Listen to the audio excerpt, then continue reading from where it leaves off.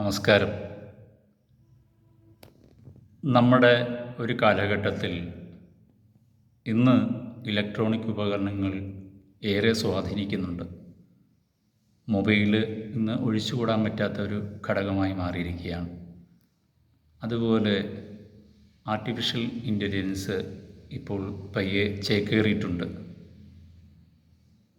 എന്തിന് സംഗീത സംവിധായകൻ ഇല്ലാതെ പോലും നമ്മൾ ലിറിക്സ് എടുത്തു കൊടുത്തു കഴിഞ്ഞാൽ വേണ്ട താളങ്ങളെ അല്ലെങ്കിൽ ഏതൊക്കെ ഉപകരണങ്ങൾ വേണമെന്ന് പറഞ്ഞു കഴിഞ്ഞാൽ തന്നെ ഒരു ടൈപ്പും കൂടെ പറഞ്ഞു കഴിഞ്ഞ് കഴിഞ്ഞാൽ അത് അതിൻ്റെ പശ്ചാത്തല സംഗീതം ഉണ്ടാക്കുന്ന ഒരു രീതിയിലേക്കാണ് പോയിക്കൊണ്ടിരിക്കുന്നത്.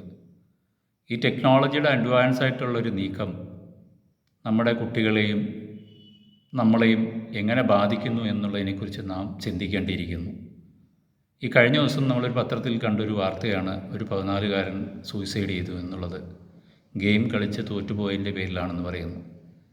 നമ്മുടെ കുട്ടികൾ മൊബൈൽ യൂസ് ചെയ്യുന്നത് എത്ര നേരം ഉപയോഗിക്കുന്നുണ്ട്, അത് ഏതൊക്കെ ആവശ്യങ്ങളിലാണെന്ന് നാം മോണിറ്റർ ചെയ്യേണ്ടത് നമുക്ക് ആവശ്യമാണ്. സ്ട്രെസ്സും സ്ട്രെയിനും വർക്ക് ലോഡും ഒക്കെ എല്ലാവർക്കും ഉണ്ട്. പക്ഷേ അതെങ്ങനെ ഹാൻഡിൽ ചെയ്യുന്നു എന്നുള്ളതിലാണ് കാര്യം.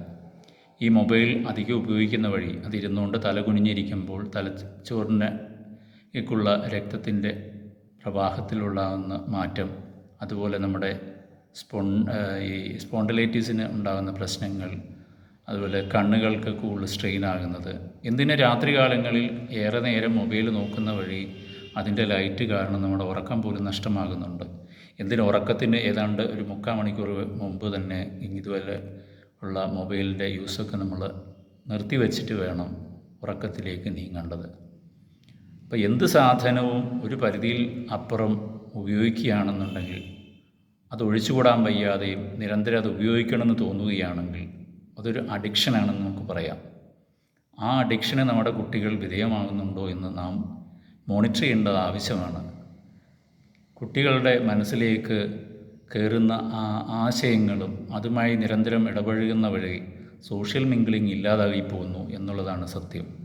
അതായത് നമ്മളൊക്കെ ട്രെയിനിൽ 2 ദിവസം യാത്ര ചെയ്യുകയാണെങ്കിൽ അതിൽ നിന്ന് വെളിയിൽ ഇറങ്ങിക്കഴിയുമ്പോൾ പോലും ഒരു ബബിളിങ് ഫീലിങ്ങോ അല്ലെങ്കിൽ ഒരു ഒഴുക്കിൻ്റെ ഒരു ഫീലിംഗ് ഉണ്ടായിരിക്കാം. എന്ന് പറഞ്ഞ പോലെ അവർ ഈ മൊബൈൽ നിരന്തരം യൂസ് ചെയ്യുന്ന വഴി അതുമായിട്ട് മിങ്കിളാകുന്ന വഴി അവർ ആ ഒരു വേൾഡിലായിരിക്കും. അതിൽ നിന്ന് റിയാലിറ്റിക്ക് വരാനായിട്ട് അതൊക്കെ ബാധിക്കുന്നത് ഏറെ നേരം ഈ ഗെയിമുകളൊക്കെ കളിക്കുന്ന കുട്ടികളെയാണ്. ആകെ മൊത്തം ഇതിനൊരു പരിഹാരാർത്ഥം എന്ത് ചെയ്യാൻ പറ്റും എന്നുള്ളതാണ്. ഇതോരോ ഹാബിറ്റും നമ്മൾ ആവർത്തിക്കുന്ന വഴി ഒരു ന്യൂറോപാത്ത് ക്രിയേറ്റ് ചെയ്യുകയാണ് ചെയ്യുന്നത്.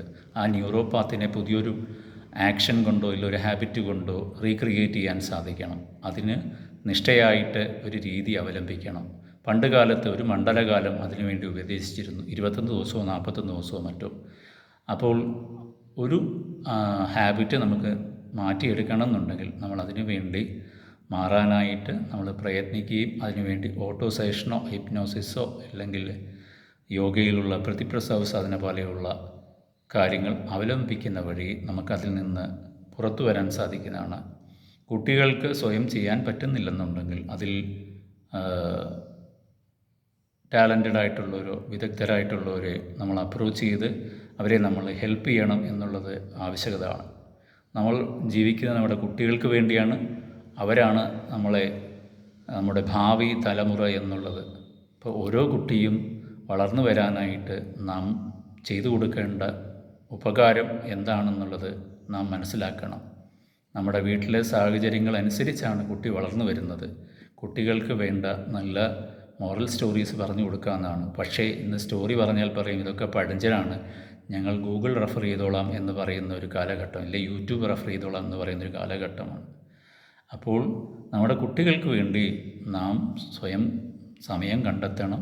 എത്ര ടൈം ഇല്ലെന്ന് പറഞ്ഞു കഴിഞ്ഞാലും ഒരു രാത്രിയിൽ കിടക്കുന്നതിന് മുമ്പേ അവർ സഹകരിച്ച് നമ്മളൊരു ഓപ്പൺ ഹൗസ് പോലെ അവരുമായിട്ട് ഡിസ്കസ് ചെയ്ത് ഒരു 10-15 മിനിറ്റ് അവരുമായിട്ട് മിങ്കിൾ ചെയ്ത് അവരോട് ഡിസ്കസ് ചെയ്തതിന് ശേഷം അന്നത്തെ ഡേ എൻഡ് ചെയ്യുന്നത് നന്നായിരിക്കും എന്നുള്ളൊരു സജഷൻ കൂടെ ഉണ്ട്. പറയാനിനി ഏറെ കാര്യങ്ങളുണ്ട്. തൽക്കാലം നിർത്തട്ടെ. നന്ദി, നമസ്കാരം.